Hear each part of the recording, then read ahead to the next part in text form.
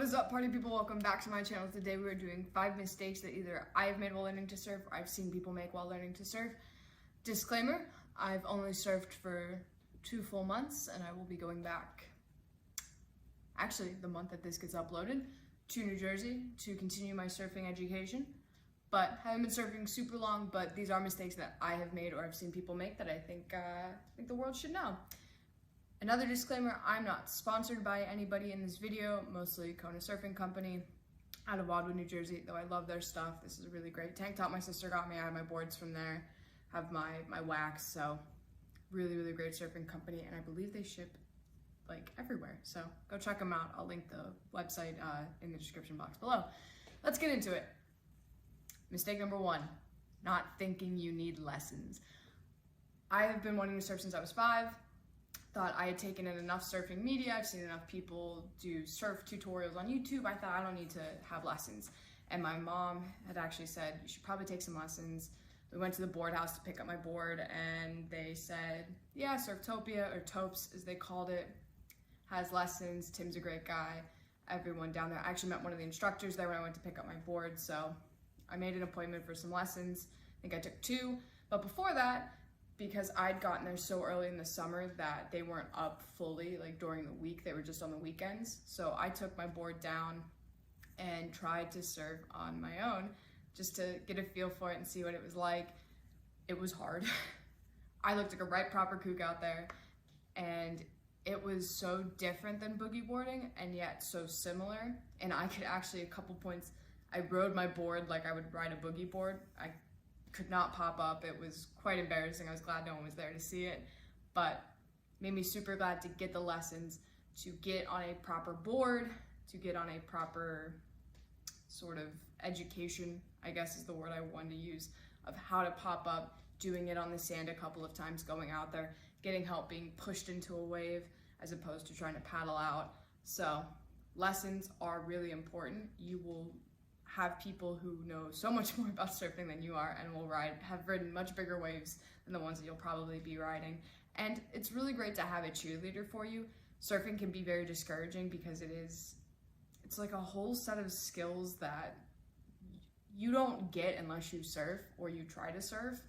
So it was nice to have a cheerleader there to be like, oh my God, you rode the line, and explaining what riding the line means, and telling you what you did well on your pop-up, what didn't go well on the pop-up, maybe where your balance is off, so telling you the good and the bad, and just being encouraging. So that's why I really liked taking lessons. And if you notice, I said being on a proper board.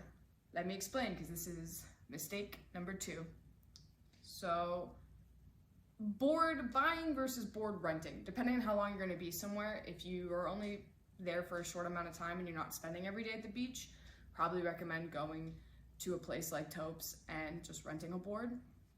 Super simple process, very friendly people, and you kind of get the board's like a little bit broken in, which is really nice. But if you're like me, I was there for 2 months, I wanted to try this every day, I bought a board. The price of the board versus like an average price of rental and how many days I'd be renting and how many hours I'd be renting, it just made sense for me to buy a board. And I bought the wrong board. I bought a 5'5" board. This is a Kona. This is part of their soft top series for beginners. 5'5" is what this is called. It's a 5'5" board. I am 5'4", so it's just like an inch bigger than me. Big mistake. I bought this because 1, I thought it was gonna be easier, and 2, it was it looks cool. It looks like a surfboard. It looks like what you see people riding in the WSL and all that. And that's where I was completely and utterly wrong. It is harder to ride a smaller board, and it's harder to ride a small board on small waves. The kind of breaks you get off of Wildwood, the kind of waves you get, usually very small, 2 to 3 feet, sometimes bigger if like a hurricane's coming in, but this is a little too small of a board for everyday use. Granted, I was out there every day trying it, and it taught me a lot about, it's harder to paddle on these, so I was really getting a good exercise on my paddle out, and my paddling in, and getting good practice at getting into waves. I just wasn't really able to pop up or to ride the waves for as long a time as my friends on the Malibu. Now, if you look at the Malibu, it is so much thicker than the 5.5. Is so much thicker. There's so much more buoyancy on this, meaning that it helps you stay above the water more. You're not really sinking into the water as much, which is really helpful when getting into waves.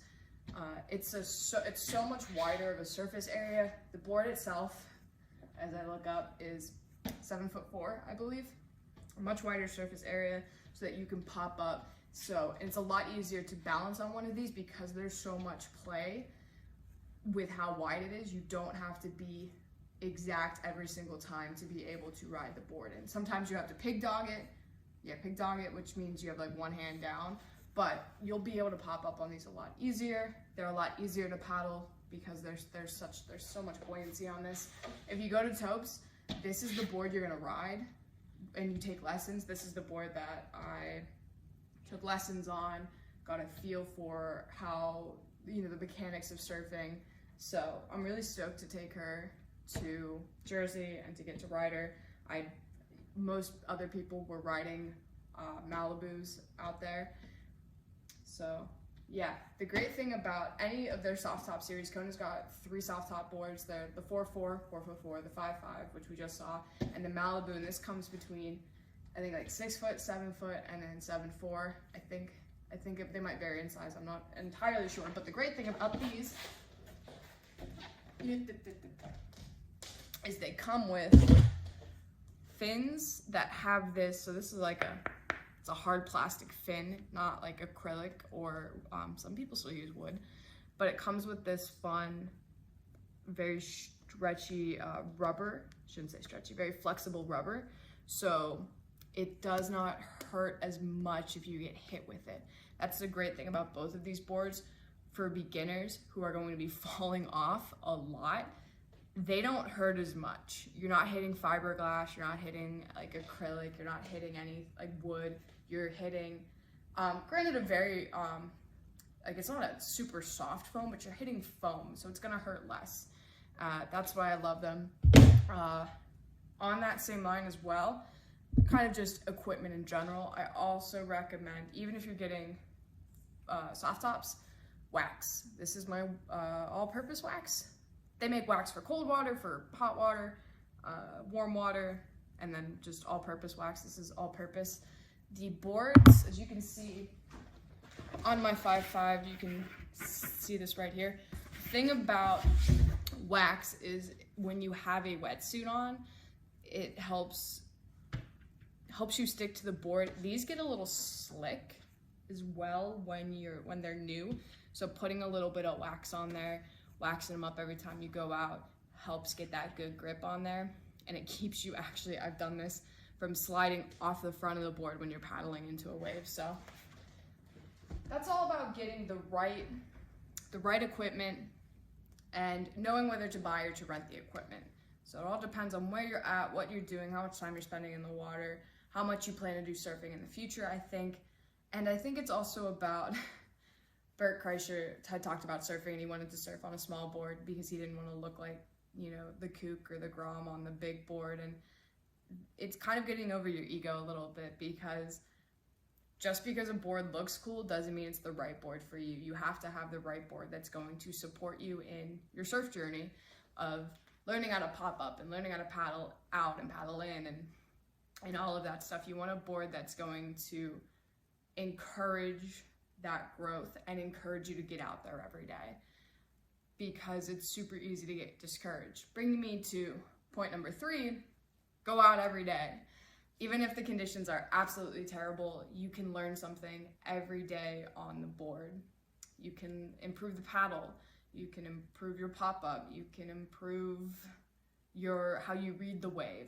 There's something to be improved upon anytime you go out. And it was funny, Tim came up to me and he goes, "You're out there every day." He goes, "It's really impressive, because even like when conditions are terrible, you're out there." And to me, you don't really kind of know sometimes if conditions are terrible until you get out there. I mean, we have surf tracking apps. I think I have Magic Wave on my phone, but you don't really know until you get out there. And when you're out there, you might as well, I'll practice my paddle, I'll find something to work on. So I think mistake number 3 is not doing it consistently. or listening to surf trackers, or just going out and realizing this is terrible, I should go in. Spend 20, 30, 40, 50, 60 minutes out there, and you can improve upon something every time you're out there. It's just like writing for me. Even if I only write a sentence a day, at least I stretch my writing muscles. So along those same lines brings me to misconception number 4, going out there and trying to be Tank Evans. Anyone seen Surf's Up? Yeah. See all the hands going up. Tank Evans was the big douchey surfer who was so discouraging to everybody, like the young surfers, the little groms and everything. And that's not a really cohesive or a really great surf environment. I love the surf community in Wildwood because they're really supportive. You're out there every day. I remember like there are people who just kind of come for the weekends. Wildwood's a great weekend place, and you'd see the same people on the weekends and you'd say, hi, what's up? Get out there, you'd surf, you'd fall off the board, somebody else would fall off the board, you'd all kind of have like a little bit of a laugh and be like, oh man, like I didn't pop up right, or someone's like, man, that wave just didn't do what I wanted it to do. Or I knew a girl out there who I think had learned to surf the year previous, because this year she was focused on, she told me, she goes, I'm focusing on my turns, and you'd see her try to turn in, and sometimes she was overcorrecting or something, and it was just a really great environment to be in and to be a part of. So don't go out there and be a Tank Evans, and don't go out there and be that quiet, shy person.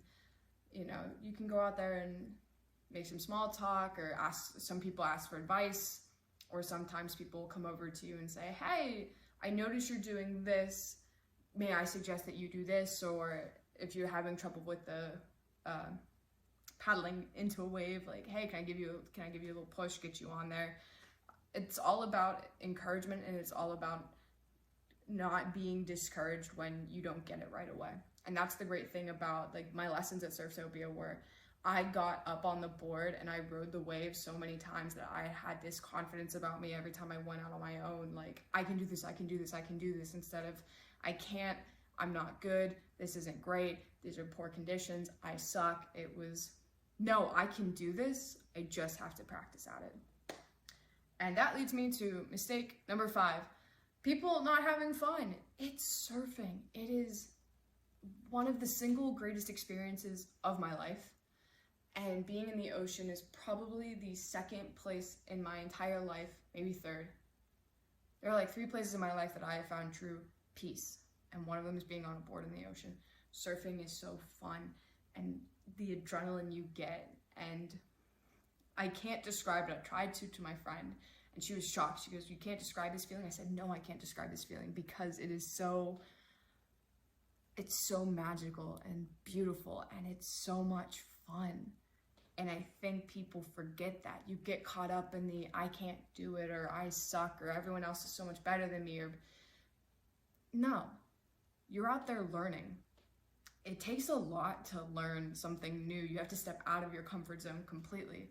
Life begins at the end of your comfort zone, by the way, as cliche as that sounds.